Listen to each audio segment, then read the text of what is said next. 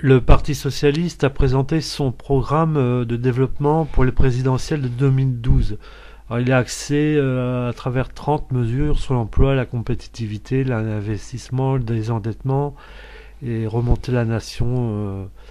Donc dans un premier temps, ce qu'ils veulent, c'est pour muscler un peu la compétitivité, c'est de créer une banque publique d'investissement qui investira dans la recherche et l'innovation et qui soutiendra notamment les petites et moyennes entreprises. En deuxième point, pour relancer l'investissement, l'impôt sur les sociétés serait abaissé de 33 à 20% par rapport à leurs bénéfices et ainsi de pouvoir compenser les pertes de recettes. En troisième point, c'est au sujet de l'Europe, c'est de pouvoir permettre à l'Europe d'innover en proposant à des partenaires d'émettre des emprunts européens. Ils appellent ça eurobonds. En quatrième point, il y aurait une création à nouveau d'emplois d'avenir dans le domaine de l'innovation autour de l'écologie et de manière sociale.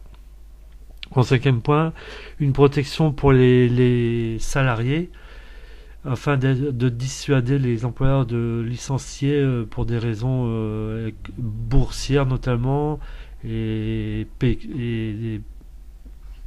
ainsi de mettre des pénalités financières pour ces entreprises qui ne verseraient pas à leurs actionnaires.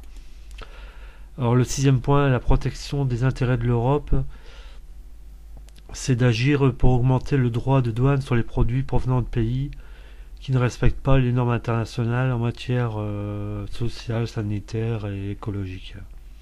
En septième point, la réduction de l'endettement de la France, ça sera corrélé par une réduction de la dette de la moitié des marges financières que dégagera l'État ou je sais pas la France. Quoi. Alors, à partir du huitième point, on aborde l'agriculture, l'environnement et les énergies. Alors, on veut encourager les comportements écologiques en créant une TVA écomodulable. En neuvième point, pour que l'alimentation soit plus saine et que les agriculteurs vivent mieux avec leurs exploitations, les achats alimentaires se feront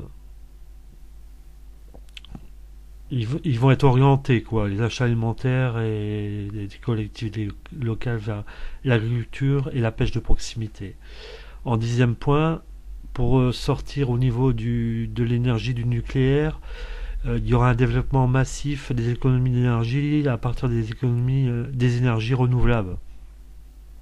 Et donc il serait mis en place des partenaires autour d'une commission européenne des énergies. À partir du 11e point, c'est le pouvoir d'achat et les salaires et les pensions.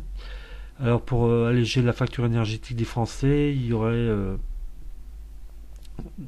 une partie des profits des groupes pétroliers qui seraient donnés à des aides à l'isolation et, comme il a été évoqué plus haut, le développement des énergies renouvelables.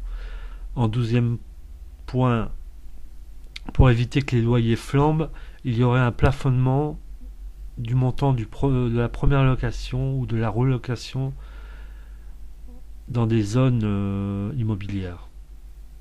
Alors pour aider les jeunes pour se loger et se soigner, il y a une allocation d'études qui se ferait à partir des conditions de ressources.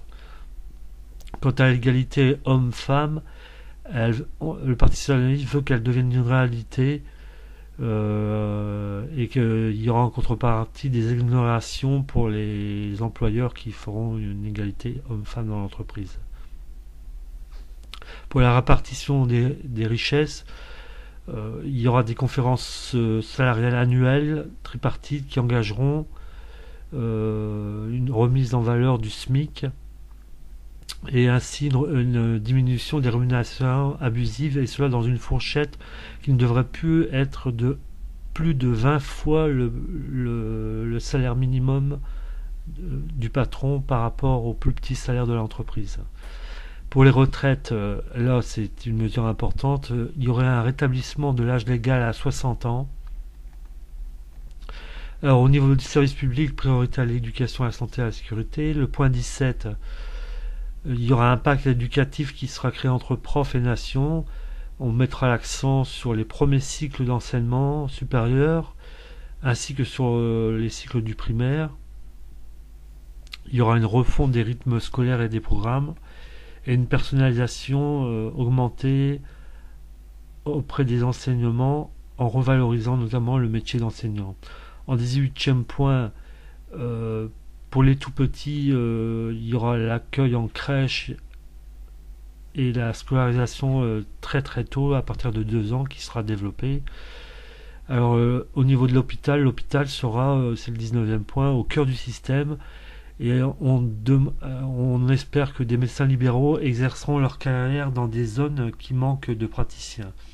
En point 20, les personnes âgées qui sont dépendantes à domicile ou en établissement, on pourra faire appel pour elles à une solidarité nationale avec une prise en charge. Au niveau de la sécurité, les moyens de la police seront renforcés ainsi que ceux de la gendarmerie, avec la création de 10 000 postes en gendarmerie et donc en policiers. À partir du 22e point, ce sont des régimes fiscaux et la justice et davantage d'efficacité. Alors l'impôt sur le revenu serait fusionné avec la CSG, donc avec un impôt citoyen qui serait progressif et qui serait prélevé directement à la source. Alors au niveau du travail, il y aurait en sorte, par rapport au revenu du capital, un bonus qui serait soumis au même taux d'impôt que les revenus du travail, ce qui n'est pas le cas aujourd'hui. Alors pour limiter la spéculation, il y aurait la création d'une taxe de 0,05% sur les transactions financières, ce qui ressemble à ce que je me rappelle à la taxe Tobin, mais à un niveau plus bas. Alors pour rassembler les Français et trouver une promesse républicaine, c'est un des points développés de 25 à 30. Le 25e, c'est par rapport aux personnes qui émettent des CV. Ceux-ci seront rendus anonymes, donc sans nom ni photo, afin d'éviter les discriminations par rapport à l'embauche.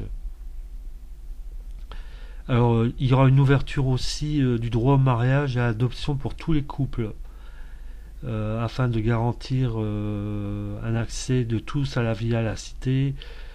Il y aura un volet au niveau handicap qui sera notamment au niveau de l'allocation adulte handicapé, l'AH, qui sera revalorisé pour arriver peu à peu à 100% du SMIC.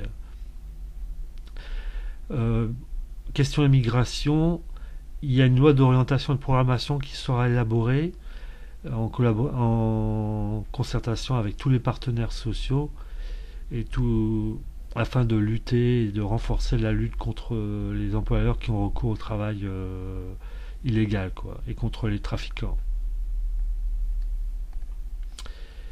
Alors les contre-pouvoirs, bien sûr c'est par rapport à la justice, c'est de la rendre véritablement indépendante. Notamment, il y aura un vote d'une loi qui serait anti-concentration dans les médias et responsables de l'audiovisuel qui ne seront plus nommés par le chef d'État. Afin d'approfondir la démocratie, il y aura un renforcement du pôle du Parlement afin d'introduire une dose de proportionnel dans les élections législatives et en accordant le vote notamment aux étrangers. Il y aura une transformation du Conseil constitutionnel en une véritable constitution indépendante et la dotation publique qui est affectée aux partis qui ne respecteront pas l'objectif de parité sera supprimée. Et le 30e point, le dernier, afin d'encourager la démocratie locale, il y aura une loi qui sera rendue nulle, donc une abrogation de la réforme territoriale qui était imposée par le parti actuellement UMP. Ce sera une avancée vers une nouvelle étape de décentralisation qui va favoriser l'autonomie financière et la gestion des collectivités et des territoires défavorisés.